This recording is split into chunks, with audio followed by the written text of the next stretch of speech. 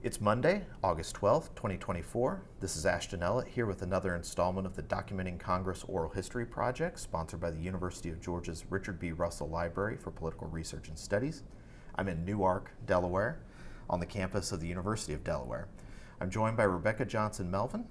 She earned a bachelor's degree in French from Wake Forest, a certification in book restoration and preservation from San Francisco State University, and an MILS with a concentration in archives administration from the University of Michigan at Ann Arbor. Prior to arriving at the University of Delaware, she worked at the Golden Gate University's Law Library in San Francisco, the Harlan Hatcher Graduate Library, Benzinger Library, and Bentley Library, as well as the Michigan Historical Collections at the University of Michigan. She is currently manuscripts librarian and curator of the Joseph R. Biden Jr. Senatorial Papers here at the University of Delaware. She's distinguished herself as an active member of several professional associations, including the American Library Association, the Association of Centers for the Study of Congress, the Congressional Papers section of SAA, as well as the Mid-Atlantic Regional Archives Conference. In 2022, she was elected a Fellow of the Society of American Archivists for her, quote, dedication, devotion, and faithfulness to archives and the archival profession. Rebecca, thank you so much for taking the time on a Monday of all days of the week, a Monday in August, to discuss your career documenting and preserving the records of Congress. Thanks, Ashton. It's great to have you here and to be part of your project. Absolutely. It wouldn't be a complete project without you. So let's start at the beginning. Tell me about your childhood and upbringing. So I was born in Louisville on the banks of the Ohio, and I was reared in Richmond, as they say, because my father's company, Reynolds Aluminum, made a lateral move from Louisville to Richmond and transplanted the whole company, the families, everything. It was a very interesting post-World War II boomer's story, and I'm definitely a boomer. Grew up in the 60s. My parents were children of the Depression. So I am a child of children of the Depression. I think that had a big influence on our family and the way we did things. We were makers and doers and savers, and I have 3 siblings, an older brother, 2 younger sisters. Family vacations were always, road trips, visiting historical landmarks along the way. Growing up in Virginia is definitely a part of how I just grew up around history, loved being out there. And also I think the experience of going to any of these places, you'd go on these tours and someone from our family always had a question. Sometimes you just get the deadbeats on a tour and everybody's just looking around, waiting for something. And, we kind of followed my father's lead. He would always have a good question. He would always let the ranger or the tour guide know that we were listening and we were interested. So it was really a rich environment with historical homes and gardens and, of course, the beautiful landscape of Virginia, see that train change, and, of course, the early American history. It was just here we go, the colonial, post-colonial. Sure. And I would also mention, though, I think growing up, we were active in church and scouts, and the scouts really brought you in touch with the environment and also our pre-colonial awareness, in that there was a lot of, you might call it folklore or whatever, but there was a lot of identifying the plants and the traditions of how plants were used, and we would go on these hikes and have a ditty bag and put stuff in it and then come back and kind of dump stuff out and identify what you picked up and learn about how things were used. So, that was sort of just this awareness that there were people here before the colonial settlers. So I appreciate that in retrospect now with a lot of the studies that are going on. And I also think in addition to traveling and moving around, you become aware of a diverse sort of environment for our whole national history and how people move through it.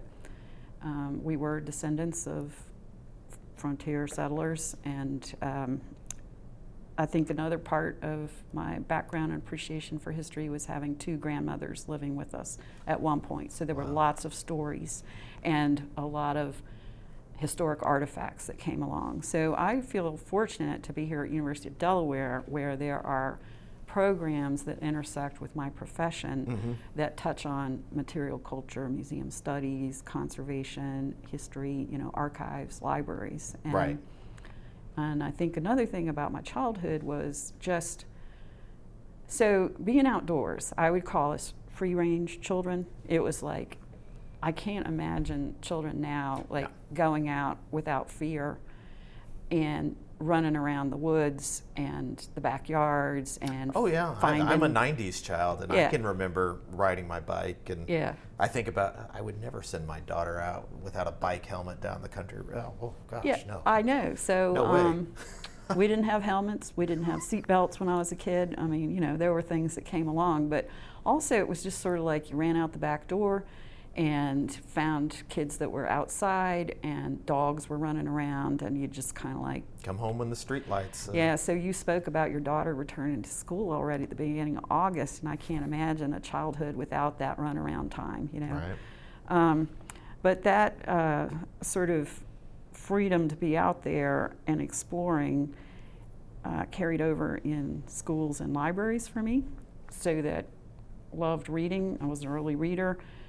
My brother was really proud of me when I could read a 2-syllable word when I was in first grade, and I remember him, pointing that out to somebody. And the librarians becoming really important to guiding the sort of interests. And I remember, I think it was like 3rd grade, and Mrs. Davis, the librarian, was like, did her normal sort of little story reading and then go find your book for the week. And I just put my head down on the library desk, and I just was like, oh. And she came over like, what's going on? Because I was kind of like, and she just go, I don't want to read any more baby books. And so she introduced me to the 921s, and I just devoured biographies and then more advanced fiction. And so librarians were really important, and the idea of libraries was fascinating. So by 4th grade, when I had work done, I was able to go to the library and help do things. In 7th grade, I also worked, in the library. A fellow library worker. Yeah, so, they just kind of like knew who had interests, and they would help you along and then keep exposing you to reading. And that happened all the way through high school and through college, worked in a library, and then as a French major. Yeah, I was going to ask about the French major sort of, I don't want to assume anything, but usually there's a path. Right. French, I can see it, but it's sort of tangent. So tell me about, first of all, Wake Forest, right, which is down in North Carolina, right, in Tobacco Road. Right. But also French. So, because everything you've told me up to this point, I would not say, well, Rebecca's going to be a French scholar. Teachers are just so important. And I had a great French teacher in high school who it wasn't just the language, it was the culture and the art and, interests. So you've been loving these Olympics. Oh yeah, it's been interesting to see places. But my family moved to Detroit my last year in high school in the 70s. My father was working on aluminum auto parts to lighten cars during the energy crunch and the oil crisis. And so we were right across the road from, or south literally, in Detroit of Windsor, Canada. So you could listen to French radio and... So the Journey song, that was your part of Detroit, right? No. Anyway, it was just an interest. And I will also say, I think my generation, a lot of us, if you went to college, there was less pressure on what are you going to do. And so it was, a liberal arts environment that was right up my alley. And I think that kind of free range approach to interests followed me in a liberal arts background, so there was less pressure on what are you going to do with a French major, and it was something of interest. And also at that period, I mean, it was a well-rounded program, but I'll also mention that it was sort of the dawn of women's studies in the 70s, and so the first courses that were offered in women in European history and psychology of women were interesting at Wake Forest, and I have really good friends there. It was a good place just to foster, kind of that lifelong diverse reading and follow your interests, and that's what I've done. So then I went west to it's like, what I have here, what took you to California? San Francisco. Kind of followed my heart out there, had friends, and again, less pressure on what are you going to do, just like I was fortunate to something will happen, that approach to life. Were your parents supportive of this? They were terrified. Okay. But I don't know. I just did it, and there was at the time you could get a $99 bus ticket and go on and off the bus, and I had a destination, and I eventually got there, and the Moonies tried to pick me up at the bus station, but fortunately I didn't go with them. And for those unfamiliar, the Moonies are the followers of Reverend Moon, the Sun Young Moon. Yeah. It was the cults of the time, and at any rate, not long after I got there, I was at a dinner party, and I had started the job search, and it was go to Bank of America and take a typing test, and you're like, oh God, it was just looking for employment. And fortunately, I met someone who was a student at Golden Gate University, and he said, I saw they have a job opening at the law library, you should come on down.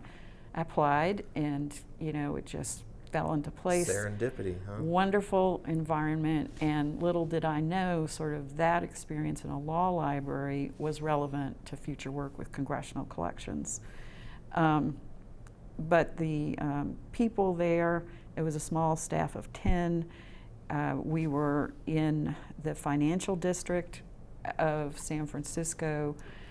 It was a private school, and yet it was a library that was heavily used by all the firms down in the financial district of San Francisco. And so they were innovative in what they were doing in terms of how they realized to sustain the support for not only our students, but the others. We're going to have a subscription library. I was first a circulation assistant, then a cataloging assistant, and was in charge of the collections maintenance.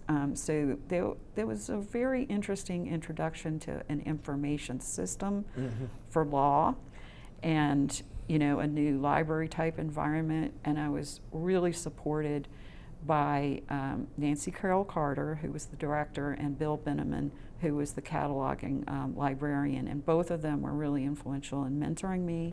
And I was in no hurry to go back to school, but they knew eventually I would. Right. In caring for the collections, I had the classic red rot law volumes that were falling apart, so I developed an interest in taking care of those. And Nancy supported my attendance with time only to go to one of the early national preservation programs for a week on the campus at Stanford. And so that was an introduction to several of the pioneers of conservation at the time, the hugely influential, all aspects of preservation management. By the time I was ready to go to library school, I started calling around, and University of Michigan did a great job. Actually, I could back up a little bit, because San Francisco State, how that came in, was just pursuing that interest. And being in San Francisco in my 20s was just awesome. Great public transportation. You could go anywhere, meet all kinds of interesting people. I took some courses at San Francisco Extension of UC system that were related to book collecting and the book arts and just contemporary fine press printing. So I was gaining an awareness of this beautifully, fine press books and the culture and the community around that, meeting some printers and binders and paper makers, took some artsy type classes, and then was able to pursue that certificate program at San Francisco State. And it was, hands-on doing all this. And if I had been more self-confident and entrepreneurial, I could have, at that early stage, pursued a career as a binder or someone really involved with the book arts. But I felt, I totally in awe of the skill and the artistry that was involved there. So I did what I could do, and it's always been a part of my interest. So by the time I was interviewing, calling library schools and finding out about programs, the people at Michigan were great because they asked me what my interests were, and just by describing the exposure to preservation, they were like, oh, you need to look into our archives program. And it was a wonderful experience, and Bob Warner was the dean at the time. Little did I know how important that was. And Fran Bluen and Bill Wallach and Frank Bowles were my instructors in the archives program. And of course, I couldn't have been in a better setting. In addition to courses, we had opportunities to work or do study assignments in the Clements Library for early American documents and archives and manuscripts, the Ford Presidential Library on campus, and of course, the Bentley. Right next door. Yeah. The environment there was wonderful. Did they still have the red carpet back then? For whatever reason, that really stuck color. out to me as a grad student. They hosted at the time the Mellon Fellows in, I forgot the name of that program, but they were invited archivists to come for extended periods to work, like 6 weeks or so, on work on special projects. And we were allowed to sit in as grad students on those seminars and listen to Kathleen Rowe talk about something, or some other folks that got to know and respect later. And also, as a grad student, was encouraged to get involved with MAC. I'm still a member of MAC, the Midwest Archives Conference, which, stellar literature, produced a journal that Archival Issues eventually was able to publish in. It was a great environment and a great cohort of students in history in the library archives program, or us taking the complementary history courses in the archives there. So those were lasting sort of contacts and mentors and networks that have carried through. And it's interesting, like I remember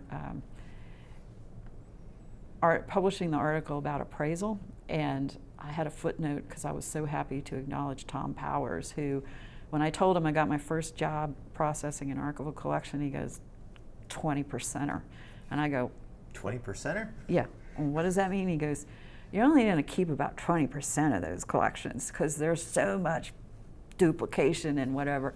And so I had mentioned that, and Herb Hartsook goes, I didn't know you were in Michigan, and Tom Powers, and he totally got where that was coming from. But that kind of feedback along the way. And Fran, what a remarkable leader for the morale and the environment. We used to have a weekly tea when you worked there, so even like visiting researchers were invited. I was going to say, I think the Clements still does high tea, or well, I don't know about the Clements. This was at the Bentley. Oh, really? Yeah, it was the Bentley. And so you could go back into this break room, and the host of the tea alternated, and the researchers would come back, and you just have like a relaxing tea and cookies or something and talk. And if the researcher was leaving, Frank Bowles would lead a chorus of Happy Trails. Oh my goodness. So that was fun. Yeah. That was my background. And then also sort of that entree into the value of professional organizations. Right.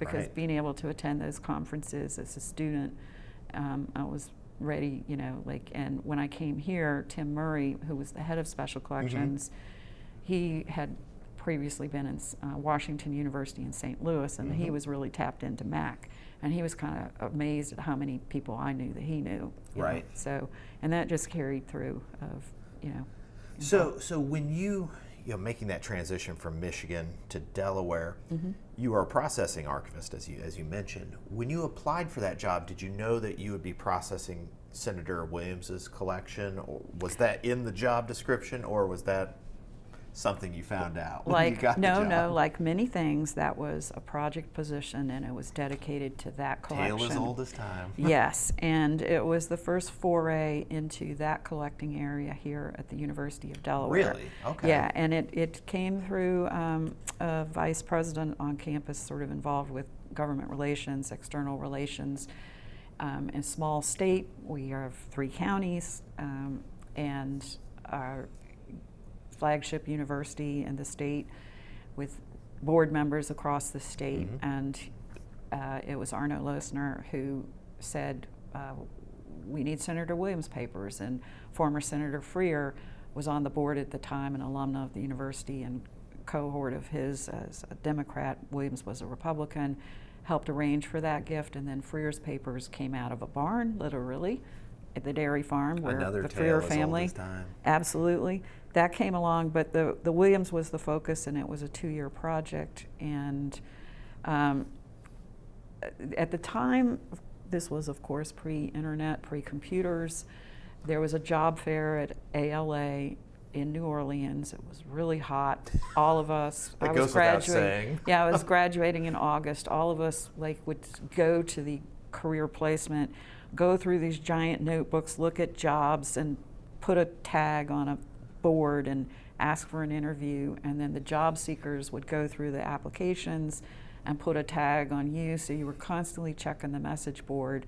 And I'd done a couple of interviews, and then I found this one, said, okay, that, I worked in a law library. Little did I know, but you're able to use like government documents, sort of phrasing and whatever. And they also had these reference books, directories of research libraries, so you could pull it and get a profile of what is here at Delaware, Sure. and what are they known for, and the special collections setting.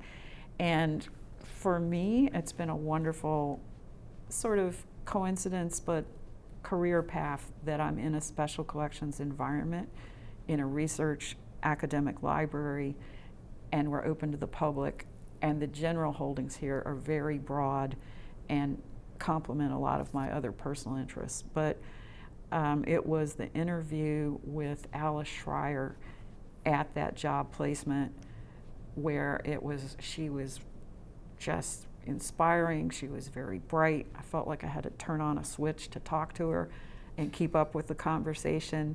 And so she hired me and brought me here. And then the Special Collections Department was small, but it has grown. My position was a 2-year contract, and 1 year into it, she said, I have good news. They're continuing the appointment with the interest in you developing political papers here, because they knew they had the Freer, and they saw my involvement and interests and possibilities. And that was a real sort of growth area for archives in general here. Tim had come on board 2 years before and really built up literary collections and the book arts and the broad, collections in general. We have some stellar collections at the University of Delaware, and our work is very interdisciplinary, so I've always enjoyed that. Well, tell me about grappling with a congressional collection, a Senate collection of these are notoriously large collections with very broad categories or series. Tell me about your experience actually processing that collection. Sure. And why you fell in love with it as opposed to being frightened away back into the law libraries or book restoration. Yeah, well, I will say that even though on and off over the years, it has not been my main work, it's always been a part of it. And it's always been my primary professional engagement, because these collections, the management of them, and the whole movement of documenting Congress presents all of the most engaging and challenging archival management issues, all aspects of it. So we can go into some of those issues later, but it's very engaging work. So beginning on one large collection was a way to take my immediate education and say, what are the issues I'm going to deal with? And of course, I mean, it's just who we are. We come out of an information environment to know how to explore and plan and pursue, like, what am I going to be dealing with? What type of information is this? Where did it come from? What's the background of this? So I got here and I did, like I talked to Tom Powers about my first job coming up and some other people, and knew that there was going to be a network and also a sounding board off of Alice. Here's my plan, and she was totally on board with me reaching out. So I visited a local historical society that had a collection but didn't get much out of them, mainly because they kept it in their backlog and they were not set up to manage such a large collection.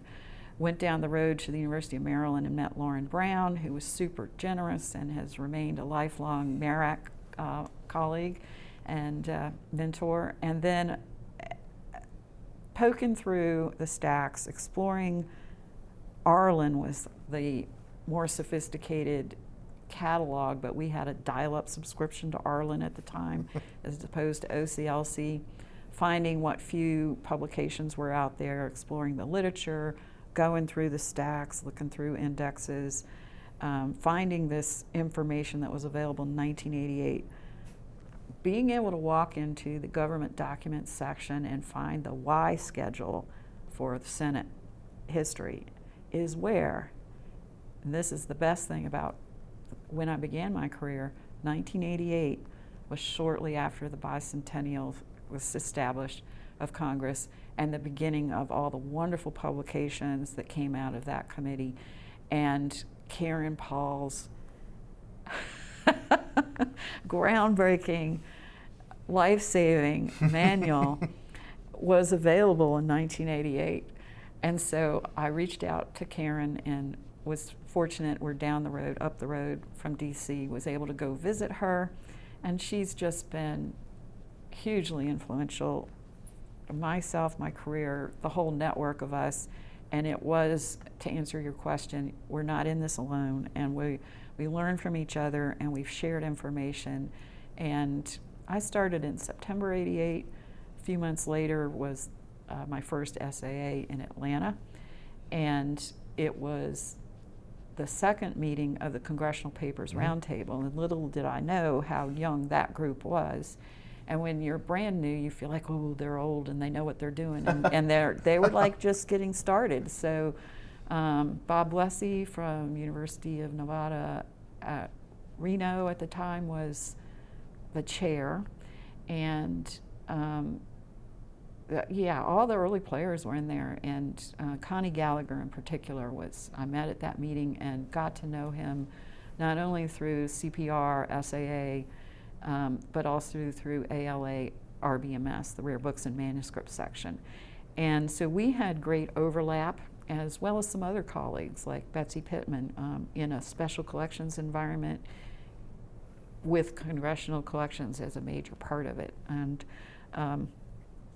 so, is that where you first met Cheryl? Was it CPR? So honestly, I do not remember her at Atlanta, but she must have been there. But certainly she became, and just really important. And Cynthia Miller, right, I mean, right. Just, gosh, the people were Ben Primer at Princeton and Ron Becker at Rutgers, and just a bunch of people were early, participants in, of course, Herb. Sure. So sort of, and what was amazing was going to those meetings and sharing information about who's doing what. And by the time I finished my project 2 years later, they said in our business meeting, they were exploring the next year's program, well, why don't you talk about what you just did? And so that was my first, case study. And that, I forgot what year that was, might have been 91, at Philadelphia. Mm-hmm. And just that, this is how it was of getting to know people, giving my presentation, and then the question and answer at the back. Mark Green was standing on the back wall, and I knew who he was, but and so he asked a question and he says, Rebecca, and he asked his question, and it just touched me in a way that it's kind of hard to explain. The fact that he used my name, he called me, and it just opened this kind of collegial kind of support. And of course, he became hugely influential in some of the advances in not only congressional processing and appraisal decisions, but across the field. Right. I mean, so just that, and then the year after that, again, the follow-up for that business meeting in Philadelphia, they were planning ahead for the meeting in Montreal, which was an international, archives, and Canadian archives and SAA all overlapped. And Karen at the time was just wrapping up the documentation of Congress, which was hugely important. It was such a great project, and it was like the momentum that was coming along with, the guidelines and information that was coming out. And I can't remember how it came up, but we were talking about, wonder, since it's an international meeting, if we could do a program on international, sort of documentation of democratic assemblies and legislatures. And it fell to me to make these international calls, and again, before pre-internet, but networking, you call, hey, do you know anybody? And we ended up getting, I'll never forget this guy, Henny van Schie from the Netherlands participated, and a woman from the National Archives in Canada, and Karen talked about documentation projects like this. And the reason I remember Henny was because he got up there, and the first thing he did was held up this early 18th century document, and he ripped it in front of us, and we're all gasp. And he goes, yes, we appraise too. He goes, you don't know how many copies of this we have, and we just don't need this stuff. So it was it made an impression. It made an impression on us. That was a great meeting and things coming along. But the other thing about Karen's documentation that was hugely influential with me is I had come out of the Michigan program and a great study on documentation strategies as collection development within an archival repository. And I really enjoyed that proactive awareness of research topics and sources. And that parallels the collection development activities of librarians. And it's not like archives are dead and all we get is the dead stuff. It's what's going out there, what should we have an eye on? Right. And that fit in with what the whole documentation of Congress was about. And it was not limited to just the high profile, and at the time, largely white famous men. It's who else is out there affecting public policy, writing about it, journalists, civic organizations. And that is what I was allowed to do here and really build the programs. And one of the values of ACSC is hearing more about the research trends. And so I remember one conference was about environmental policy. And that was exactly what I had already started picking up on here, because my work was, after a certain point, not limited to congressional papers. It became broader with Delaware, the community, and some of the women's organizations and women's activists intersected with public policy, particularly in the environmental movement. So in Delaware, and we had some really important work here with the Coastal Zone Act and environmental stuff. I mean, it was water use, water policy, wind, energy, this kind of stuff was appearing in some of the potential collectors and cultivating donors. So all of that has, become a substantial part of our collections and definitely intersects with the congressional. I was going to say, and then which will all be, carried over into the congressional collections. Tell me, everybody has a different outreach strategy in terms of congressional collections and working with congressional delegations, their offices, staffs. How did you go about outreach towards, and again, it's a very small congressional delegation, 2 senators, one representative, and rather stable for quite a long time. How did you go about doing that? How did you work within the libraries within the university structure to do that? So again, I think that's where we benefit from our CPS, it used to be CPR network, and I learned a lot from listening to Herb and Cheryl talk about the outreach they did with their delegations, and it was just visiting, informational, sharing stuff.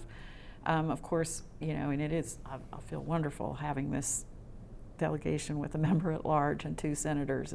It's awesome. Now, the university had established earlier some direct relationships with the high-profile families or donors. And then as we built up some of the collections, our library director, vice provost later, Susan Brentison, had in particular really great relationship with Tom Carper in courting him for his house papers, and he was very open to me visiting his staff and getting to know them. And in the later years, several years, especially after John Caldwell joined here, and very pleased to have him as a younger colleague in carrying on this work, and he is now our dedicated political and public policy papers archivist. It is definitely, a side note, one of my kind of point of happiness of a professional accomplishment is justifying his continuing appointment, not beginning as a project archivist. That's a big concern of mine, is that these are ongoing areas of work, not limited. So having that commitment and allows him to continue this work. We've been visiting our delegation sometimes with just information sharing and practices, questions, fielding. We've been referred to, from one office to the other.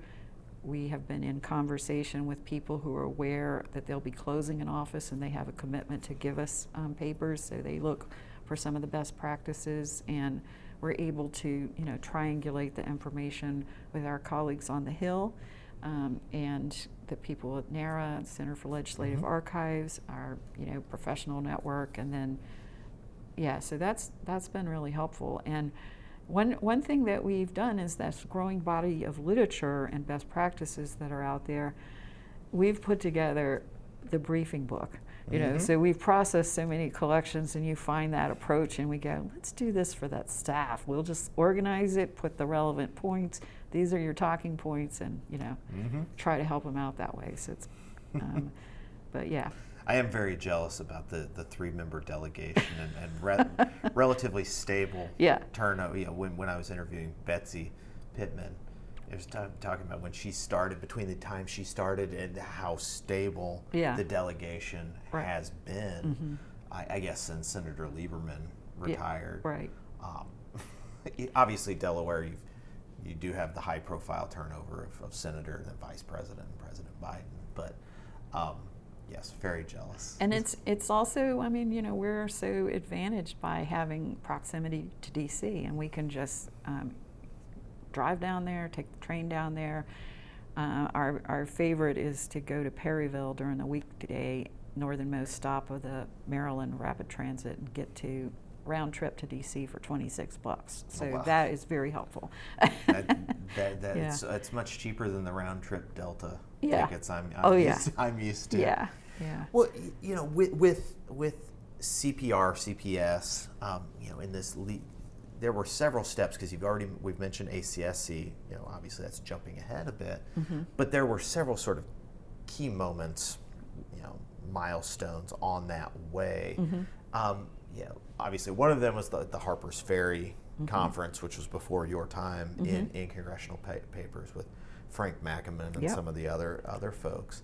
But another one would have been there was a conference put on by the Margaret Chase Smith Library in Maine. Were you involved and going to those sorts of conferences? Absolutely. Okay. And again, I got tremendous support here from library administration to be involved, and not only from Tim as the head of special collections of This Is Relevant, and he knew, the significance of our roundtables and sections in SAA, but the director of the library at the time was, very supportive of not only sort of some of the trips down to the post-bicentennial programs in DC for the day, but to go to a program like the one in Portland. And that was a fabulous, intensive program. And I think at the beginning, it might have been Cheryl asked me to write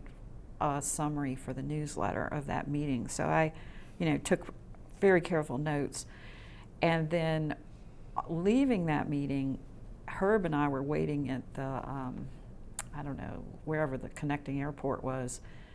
And he might have been chair or incoming chair, had been the editor of the newsletter, and he asked me if I were interested in editing the newsletter. And so I submitted my article, and maybe after that might have been when I began editing the newsletter. And the Portland conference was sort of the precursor, I feel, in the approach to what became ACSC. And then it was a combination of practitioners and scholars and sort of members or people involved with the collections themselves. So you had this group conversation, and the former member was there. And it was a jam-packed schedule. I mean, it was super intense, and we had entertainment in the evening that was, continuing conversation. Frank Mackaman did an amazing job, and then of course the proceedings were published, so that carried on in the tradition of like Harper's Ferry to have that record. But yeah, continuing to get involved with CPS as editor of the newsletter, I really enjoyed that. And we had a really good newsletter in part because I followed a couple of listservs that were available by that point, 94, 95, you're beginning to get conversation, and people would ask a question or whatever. So I'd make these notes, and then I'd put out a call, and then I would call people on the phone, and I'd go, tell me what's going on, or whatever. And even if it was just a news note, and I'd put the source. So we had really good representation of what's going on across the repositories, sharing the network, and also I started the regular contributions from the archivist at the House, at the Senate, and the Center for Legislative Archives. So they were, as they were ex officio on the board, it made sense to have like their news. So when you look back at those, I'm really proud of the newsletters, and it became, I guess because my name was attached to things, I got a lot of calls from people of that, whoa, we're getting a collection, what should we do, And I kind of had copied relevant articles, put together a little information packet, and would send it to people, and I would always, and definitely come to the round table. These people will help you, and it is the best thing, we help each other, and you could call people, and also people, often went to visit. Like Ed Galloway came to visit me here in Delaware, and so we've also had a special friendship because that same sort of like, oh my God, what are you doing? He did Senator Hines's papers, and he reported actually at Portland by that point about the groundbreaking plan to digitize almost all the collection, and we're like, are you crazy? But that was, and there was always something new and innovative in the approaches people were taking to working with these collections. So that was good. Well, another event, and when Ray and I were talking about this, is before the first ACSC meeting, there was a meeting in 2001. I think it was called the Congressional Papers Forum or something like that. Yep. There it is. Perfect. Yeah. Right on cue. Right. Didn't plan that. Yeah. Tell me about that. And when I was reading through this, that to me felt like the precursor to what I think of as ACSC, because it was very much center institutional focused rather than CPR, which has a reputation, rightly or wrongly earned, about folks who you just mentioned who are like, oh my goodness, I'm in over my head. Yeah. I'm going to go to a meeting or two, learn, network, and then go back to what they were doing. Whereas ACSC is something more maybe stable. Well, I think it's an echo of like the Portland conversation, and even back to this conference in 1978 on the research, use, and disposition of senators' papers. Dick Baker and Don Ritchie. And So it was just getting rolling. And this is a funny thing I want to show you, is one day in our reading room, I was like, I always say, who's in there? And I look at the Daily Register, and it was Bill Leuchtenberg in there. Oh, yeah. And so I went in and introduced myself, and I was so happy to see him and, like talk to him. And then later I came back out and I said, would you sign my... No. It was kind of, he was sort of embarrassed, but also really tickled, you could tell, So I said, this was groundbreaking. But I do feel like it was echoed and amplified and expanded of that conversation about researchers and preservation archivists and records creators, and that just went over and over. And by the time ACSC came along, and I know you've been asking what's the difference between CPR and ACSC, there is a difference in that the mission of ACSC is to promote the understanding of Congress. So CPR, CPS, it's part of what we do, in that as librarians or archivists, we're involved with education and outreach and instruction in our various settings, exhibitions, that kind of thing. But it's the nuts and bolts of really archival processing and management of the collection. So the ACSC, to me, is that interdisciplinary conversation that, and you look at who attends, and I'm a little sad to say I think it's gone collection management heavy in the last couple of years. There's not as much of the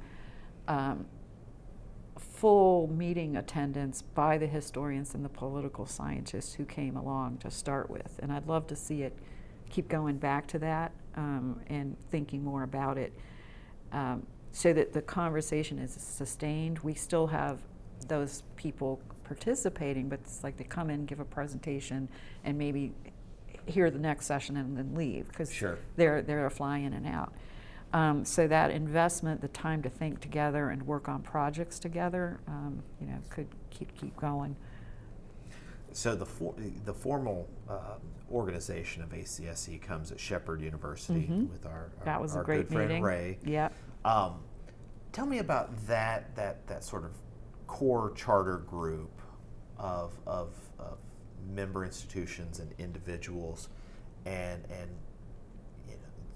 your memories of that, and the hopes, dreams, aspirations. So I actually wasn't at the very first one, which was sort of the strategic planning and sort of founding, focus.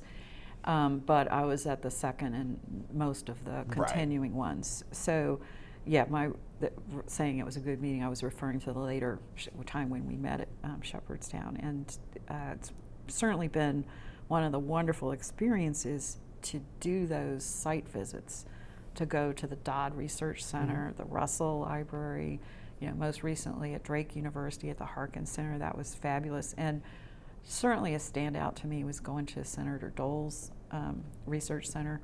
And I think that fits so well with ACSC, that kind of program where you're seeing that outreach, that programming, that collection management, and like, how is this center, serving the mission? And really great models, inspiring. I also would hope that ACSC in the future would do what that first meeting did, which was have some of the directors also participate, not just the frontline people, so that they understand that conversation about the mission. And of course, they're tapped into sort of like the programmatic understanding mission. It's like, I'd like to see more of that. Mm-hmm. Now, the name, the Association of Centers for the Study of Congress, Mm-hmm. why center, the idea of centers? Mm-hmm. And how is that defined in your understanding of definition of a center, for example? So I think that's a great question. And it's another example of how I feel these congressional collections tap into greater trends in libraries and archives. And there was a movement in the 90s of establishing research centers mm-hmm. of all kinds, in special collections in particular, and different things. And other places, that had it long-time names, such as Harry Ransom Center, place. And,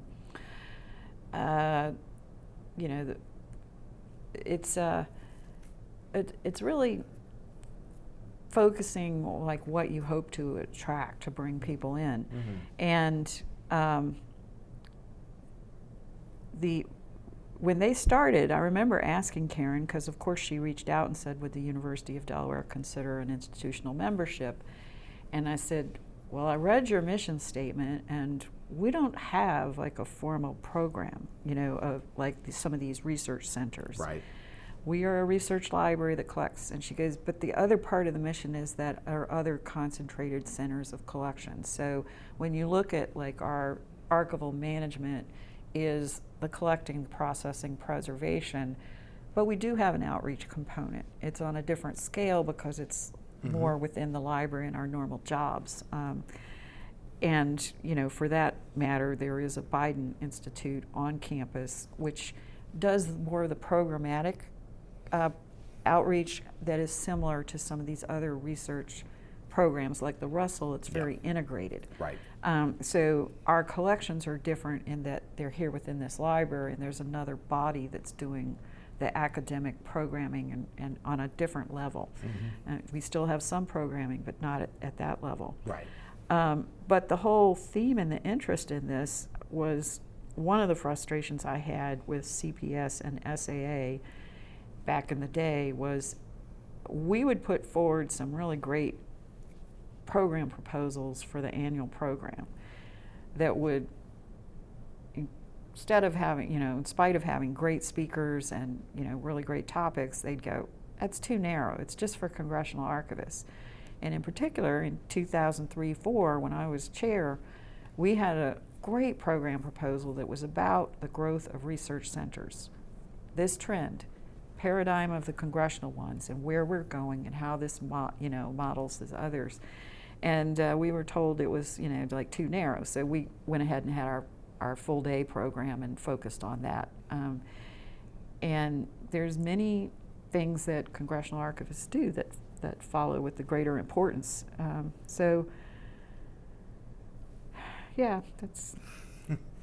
Well, how do you think being involved in ACSC? Obviously, you've benefited and contributed personally mm-hmm. to that organization.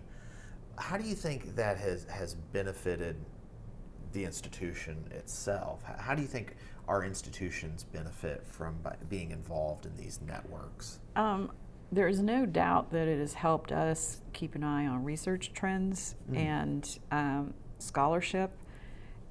Many of us are involved in so many different areas. Like, I don't pretend to be a congressional historian or an expert in that, but I see the intersection mm-hmm. with other areas so that it does reinforce the collection development that we've done over the years, and sort of that aware documentation strategy and the value of what we're doing, and also just networking on campus with who's teaching what, and certainly seeing the models out there and sharing that information back here. Mm-hmm. And it reinforces CPS, so there's that intersection, but I do think they're two different things. Right, and thinking about them as two separate entities, how do you think CPS, CPR, CPS, and ACSC, how do you think they have succeeded and maybe not achieved as much as maybe they could? And of course, this is our opinion sitting here. Right. Where have they really excelled and where have they fallen short as organizations, maybe? Well, we've all been challenged by the lack of personal meetings post-pandemic. The virtual, good and bad, has given access to some people or opportunities to keep in touch. But, I think we've returned to the yearning to be together for meaningful meetings. Having the section meetings before the annual meeting provided virtually are not good. And there's been a real fall off, and also that strength of the interpersonal networking. And CPS had gotten to the point, and this again was one of when the roundtables were second class to the sections, and they eventually evened it out. But yeah, our newsletters were out of pocket pretty much, your institutional support, because you didn't get the funds that they gave the sections to send out their newsletters.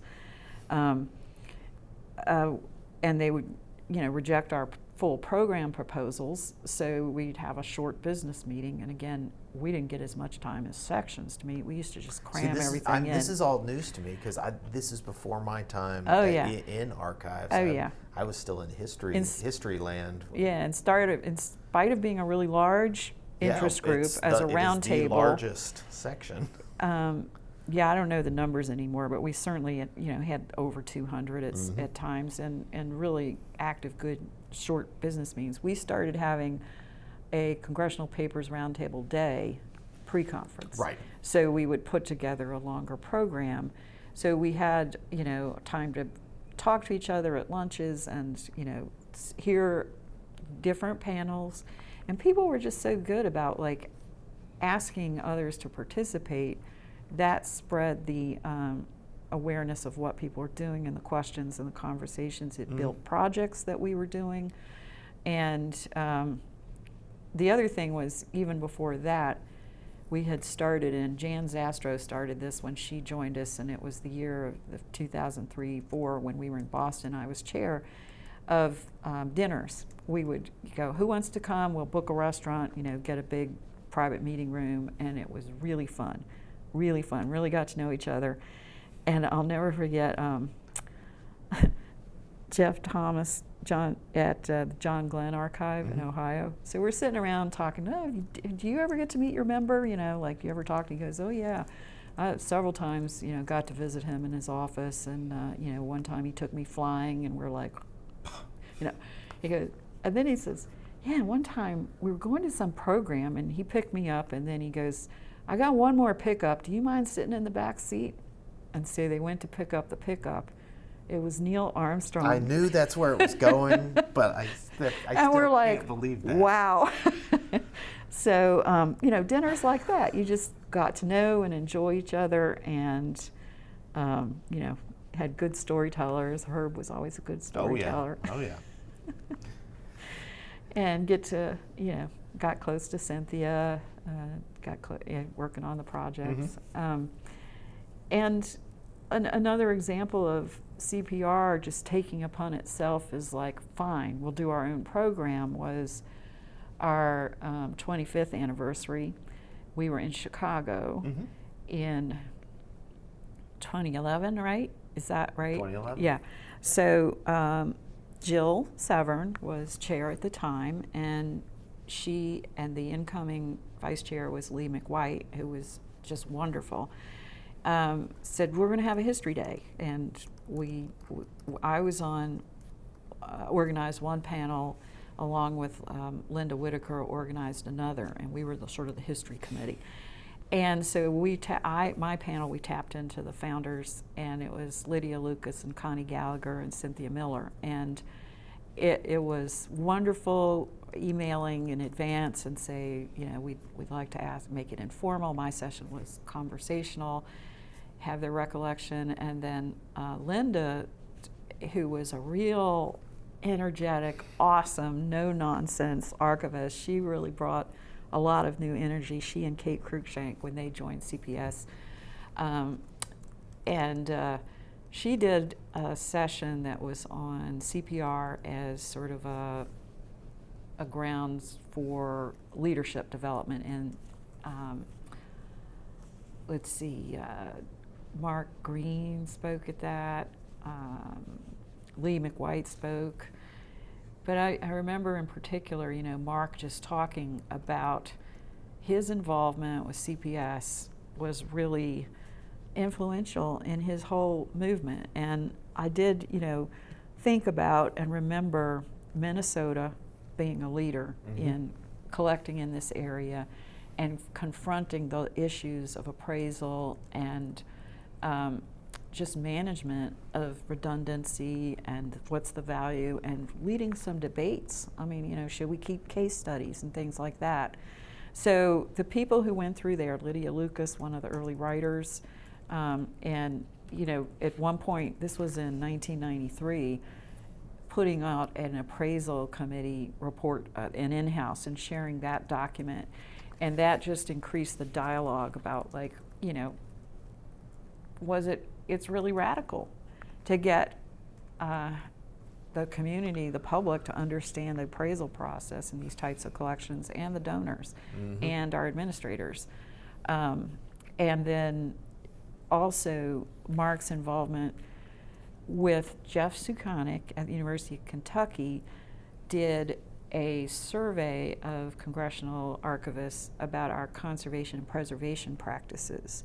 And that was a precursor of Mark and Dennis Green doing the MPLP, which eventually became about various levels of processing to move forward. And then of course Mark's involvement in that, and several other people were involved in privacy and confidentiality and manuscript section. So, the work we did parlayed into these other sections and intersected oral histories, these other groups, and into his eventual leadership of SAA. And, the prominence, again, it was at Boston. It was such a memorable meeting of the debut of MPLP, and, lots of conversation. That was fun. Well, you've talked about, Karen and some other publications. I don't know that we mentioned Cynthia's managing congressional collections, papers collections. Yes. I can never remember the title exactly. Right. Tell me about your involvement in that, and then we can talk about the American Political Archives reader and that sort of experience. So again, we always had meaningful projects going on. Yeah. And leading up to 2003 and 4, there had been it was a follow-up of 2001, this okay, we're going to have a task force, we're going to do a new manual for out there. And there was a group working on it, and drafts were beginning to circulate, and I was like, because it was too many voices, and it was less focused. It was done by committee, and you know what that can be like. And, it's a lot of work to do a publication, so it's understandable that you would take that approach, but it really wasn't working, and I had to very diplomatically bring that up by the time I was chair. And so then, of course, that meant I had to come up with a new plan. And so I was carefully looking at the existing literature and the guidelines, and we should always do that. We should always look back. Past is prologue, we should always be reassessing and, having that viewpoint of where's the mission, where's the shift, where are the changes, but, what insight and vision did predecessors have that we continue to build upon? And you can see that in the progression of the literature that's come along. So I was reading the Harper's Ferry report. And the Congressional Papers Project report. And I came across the standards that had been expressed at that point and the recommendations that they were making. And sure enough, lo and behold, as they were calling for a manual to be available, they said it should not be by committee. You know, They should contract an author. It really can't be said too many times. Right. So it was like, bing. And at that time, Alan Haverly in Senator Hatch's office was our chair. He succeeded me, and I, talked to him about it. And then Jeff Thomas was succeeding him, and we went to the chair of the publications committee. Oh, and also at the time, new guidelines from NHPRC had come out about grants, and there was sort of the professional guidance and development of standards. And so we took all this, and fortunately, Dennis Meisner was on the publication committee at the time, and he listened to us make our little pitch. And he goes, well, just present it with as much enthusiasm as you're doing now and documentation, because we really laid out like what was failing, what was needed. And certainly one of the questions was like, why are you doing this now when Faye Phillips had just published the Congressional Papers Management in 1996? What will be different? And part of the pitch, too, of how we put it together was that it was, it filled a need not only for the practicing archivists, but to the potential donors and the administrators of institutions. So the packaging and the careful presentation to the different readers had to be in there, and that had been part of what was challenging to the other segments that were being put together. So Jeff was our chair by the time we put together the grant, and it was a fabulous committee, and he did a great job of delegating, and everybody did a part in short order, and Nancy Beaumont at SAA was on board with being the administrator of this, and the grant included one chance for us to meet together, and I did find sort of the summary of the completion of the project, and it was really successful. And I will say also that Teresa Bernardi, who was the longtime chair of publications at SAA, she was fabulous to work with. And Cynthia was the perfect author. She had just retired. She could do this full time. Right. We collaborated on reviewing the grants and everything. So that was a wonderful accomplishment, and we celebrated with a great brunch in San Francisco. The people that worked on this, it was very rewarding experience. And how different was that experience from the edited collection, the archives reader? Because that experience, you had to do that, and you could learn and apply, which I think the reader is published 2009? Yeah, it came out then, yeah. And so, again, that was wonderful, because, of course, I'm in a promotion environment here in the academic library, and I was promoted before then, but the work on these type of professional activities was certainly encouraged and supported here.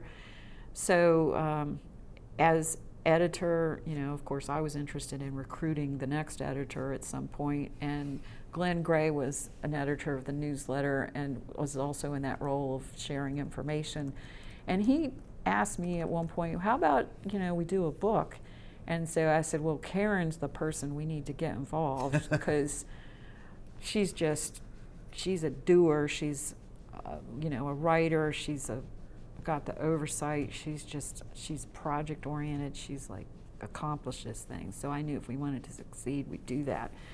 And I think it, again, from having been in an information role of always sending out stuff, you should read this, you should read that, it made sense to pull together a You're body. You're like the conduit. Yeah, and also we built it, we did an outline, and we knew we wanted some some researchers' input in there. So that was also, by that point, going back to when I was chair, things were just like such a great time, because I wrote, it was kind of like having somebody buy the farm lock, stock, and barrel when Sean Kelly, as a political archivist, reached out to me, and Mr. Numbers guy was interested in qualitative research to support political science. And so he and Scott Fritz were a young team and getting the word out there, and we cross-presented to APSA and they to us, and just the value of archival research.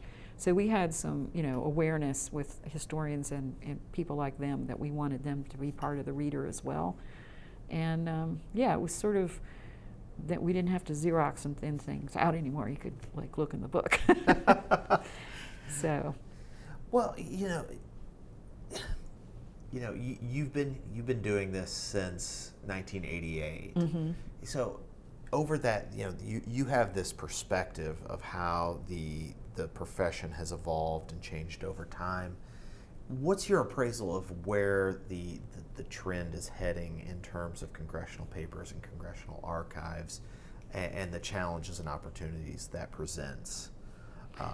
So of course, technology has completely changed. I didn't want to come right out and say it. And thank God I actually began with an analog collection, and I truly immediately appreciated the fact that Senator Williams had an executive secretary with him who was really the office administrator for his entire 24 years. Oh, wow. And okay. So she had a comprehensive, consistent office management system. Original and the files order all the way were through. all I had to do is figure out the system and understand how it represented the functions of Congress, and that drove my arrangement and description. And it really, what I did in doing that, and also is the summary guide, kind of became a model for other people of taking but that was already, it was in sort of what was being taught, but it just was beautiful in that. And over time, of course, you see the technology coming in the constituent management systems, and then even more and more sophisticated, and then, the introduction of phones, the BlackBerries and things, and realizing that. So email, and I think that's one of the big concerns now is the documentation through those various, media components, and sensitivity. Text messages and emails are. And I know that CHARM, the Capitol Hill Archives and Records Management Circle, was started, and recent conversations, a staff member was saying, it'd be really helpful if they open the office, you get an orientation. And I go, well, they try, but it is true, there is so much turnover, and then so much else going on when you start an office to get buy-in to efficient records practices. And of course that is one of the amazing things that's really fun about congressional collections, is that interface with the records creators. So emphasizing that opportunity, even if you're not a commitment right away to get a collection, is just saying, wanted to let you know, we appreciate what you do. You are very much a part of the member's record, and so think about it, and what best practices can you do? What guidelines from the House and the Senate? What do you need to look for in separating the records of Congress from the personal papers of the member? And beginning to think about filing practices, and also just that awareness, because there is that thing where people started their job not really realizing what they were going to say in email might not be what they want to capture down the road. Who they talk to, what they talk about, the language they use, so kind of that awareness. I think we need to have more and more conversations. ACSC, with fairly regular meetings in Washington, is an opportunity to try to invite more staff and look for opportunities for CPS as well to meet and to talk about that. We are unique in so many types of collections that we have that closeness to the records creators. So, it's more like life management, life cycle.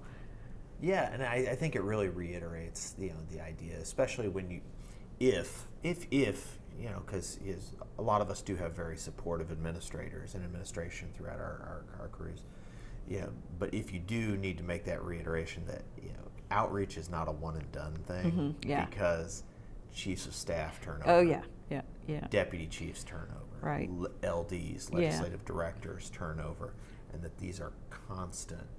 Just because you went and spoke to somebody 4 years ago, that office could be entirely different. And then also just advocacy for archivists on staff, Mm-hmm. and to see if there's any momentum for Especially that. at the Senate level. Yeah, and I mean, it's been a huge advance that they have archivists in the committees, you know, a growing number of those, that's helped a lot. And Going back to Connie Gallagher. yeah, being oh gosh. one of the first. Yeah, and you know, what's funny was he was there began that in the summer. I don't know if he was wrapping it up that year, but the summer before I started my job here and I was finishing school, I always called my mother my personal clipping service because she'd cut up the newspapers and send me articles, and she sent me an article about Connie Hill being an embedded archivist on the Hill. Yep. And you know, then I had gotten my job, and I'm like, oh, and little did I know how, you know, important he would be. Right. Get to know him. So, yeah, so that could be a movement as well. It's just that advocacy for archivists on staff and better practices in offices with an awareness of the value of that retention. And certainly the beginning of some support for the receiving repositories. The Senate Preservation Grant is groundbreaking. Of course, that House concurrent resolution, when that came along, that was announced the year that ACSC met at Shepherdstown. And like Dick and Karen were just sort of like giddy, you know, they were just like thrilled. And so all of us, of course, appreciated the significance of that. Well, what advice would you give to you know, people like you who think they may want to make this a career or go into archives, especially congressional archives? What advice do you give to, you know, younger colleagues? You mentioned John, who's not so much a young colleague anymore. He's you know, but folks who are just getting in the door, what they should expect, and you know, just advice based on your career, living and doing. Yeah, this. obviously the professional network and the sort of some sense of the history, the evolution, but you know, just sort of the value of these collections and the use in many different ways. I mean, it just, you don't have to be a political science undergraduate major to understand, or even a history major, the type of stuff that's in here. There's so much local history. You know, how to think about civic engagement and public service. I mean, that, like, the Dole Center is all about that awareness of like what you can get through these collections and the reflection of who we are and how important this is to the democratic process. It's really, you know, you feel this is material well worth saving. So, you know, constant evolution of the skills and to deal with the multimedia content, to be innovative and seek the partnerships that are out there. I would love to see us do more work with C-SPAN, which is an amazing place to like help us guide some appraisal decisions about media within our collections that do not need to be redundant if we can establish pearls and like cross-reference. But like to really see that as sustainable for the media. AV is, I mean, yeah, it's it valuable, can be but it's it can valuable, also be but where do you need it? crushing Yeah. in terms of backlog, digitization, Right. Legacy Yeah. media. Yeah, and then, you know, new appraisal decisions for the born digital content and like just really thinking about best practices, sharing all of that. The outreach, the value of oral history, I mean, you know, like things that you can do. I think it's awesome that you have models like La Russell and South Carolina that have always had oral histories involved. The power, you know, to build the relationships with the donors and the community through storytelling is great. Yeah, I mean, it's you know, oral history is really such a complement to what, you know, what we do in manuscripts. Yeah. It's just another layer. Yeah. Really. So that bottom line of, you know, not feeling alone and knowing that there are practices and the opportunities for professional growth and contribution. So I do hope that there's more in-person meetings and opportunities to bring that in. and to share. I mean, I think the literature that grew out of the practitioners who wrote about stuff, you know, that are important archival functions like appraisal and, you know, description, the whole evolution of description. I mean, that was an interesting moment to, through ACSC, build the relationships with the Center for Legislative Archives. It was already there with CPS as well and CPR. But when Richard Hunt was starting to do the description, like how can they advance description practices using the standards? There was a task force on that, and you know, we were all about. Betsy Pittman and Kat Stein and I gave a presentation sort of about this evolution of collecting data about holdings and then biographical information and the concept of metadata and repurposing.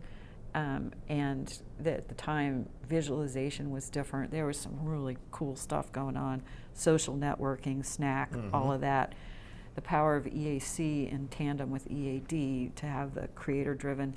And again, congressional content was a perfect national model. This stuff was all over the place. Right. And we had done, in the early days of web pages for your roundtable, back when it was HTML, not HTML, and we used Hot Dog Pro. I did a project that took the published directories of papers of former members, but it was like from our roundtable members who had anything on the web about their collection. Did you have a finding aid up? Did you have a scope note about your collecting policy? Not many people did, 95, you know. So the minute I found it, and again would read about it, I made a linked list. So we kind of were a center page that you could say where, you know, the idea was help research. Where can I go find the collection? And if the finding aid was available, we were the gateway. But of course it was like insane to maintain that list. Yeah. Oklahoma changed their URL like every other month. It's like, it was always Got error, blown away error, in a error. tornado. And somehow we convinced CLA, since they were like central and visible, they should take on maintenance of that list.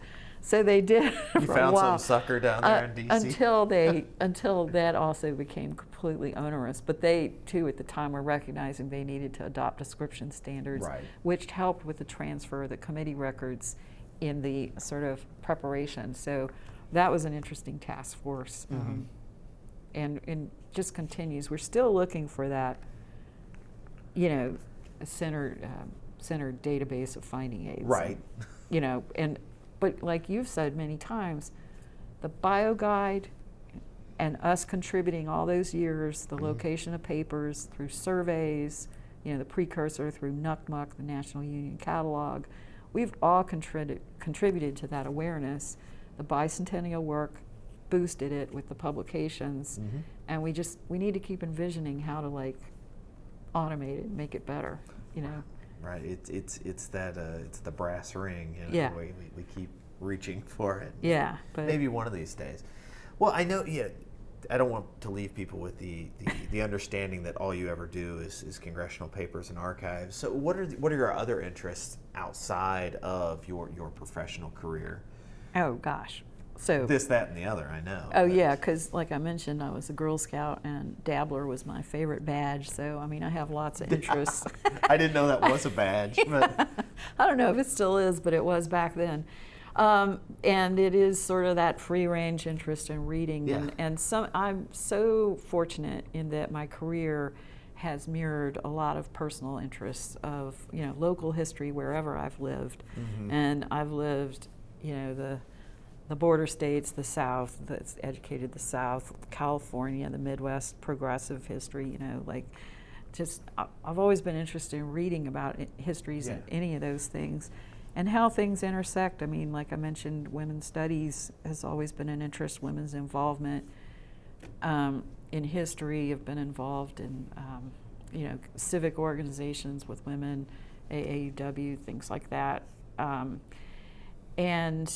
But the Lincoln Club of Delaware, it's part of my work here is to work with the Lincoln Collection, but it's an amazing Delaware organization. Did I read correctly? You were the president? Past president. Past president. And we have, just really distinguished community members. And Delaware is only 3 counties. It's great to know people throughout the state, that intersect. I have creative interests in letterpress printing and book arts with people that I've gotten to know and work with over the years. Gardening is a really big interest. Decoy carving, duck carving. It's like regional things. I like to make and do things. So the sort of opportunities to engage with, things. Had the chance through work to do a little bit of oral history. Definitely would like to continue that type of documentation. And yes, like everyone, sort of like family genealogy is one of those great intersections of, it's really fun to explore, like histories through families. Right, and I think going on with local history is something that we deal with in our jobs. Everything's so very broad. Mm-hmm. But when it's your local history, your family history, you can dive so deeply into it, and that's just not something unless you are an expert. But even in a congressional collection, people spend their entire lives on one topic in a sub-series of a collection. Yeah. So unless you never want to process the collection, you have to just sort of very surface level glance and appreciate, but move on. Well, is there anything else you want to record for posterity before we wrap it up? Well, I mean, it's really, I feel so fortunate. My career, my evolution from just interests throughout my life, I've enjoyed through my work. And the whole idea, even as a child, of what a library is, still blows me away. Right. I still am so happy when I can go in a library and take a book away with me. Can you believe they let us do this for free? I get to Right? read whatever I want, and share it. And so as a librarian, I do consider myself a librarian, a manuscripts librarian, and an archivist. To be able to engage with information and people's access to it is just the core value that I treasure. This is a specialized type of information, but it's that engagement with the donors and creators of the collection, appreciation of what is available because of them, their generosity and openness and transparency and trusting us to preserve these collections. You really got to respect that. Right. And also helping people find information, just like whether they're students or our community, our faculty, and to be creative in a really interdisciplinary environment here in Delaware. I mean, it's a small state, but it's awesome, and really enjoyed my work, and certainly my professional engagement through the work with congressional collections. It's just been a great career, and truly value my colleagues and friends I've made. Yeah. Well, I think that's a great place to leave it. On behalf of everybody at the Richard B. Russell Library and the University of Georgia and ACSC and CPS and everybody else, thank you so much for your time and the benefit of your thoughts. Thank you.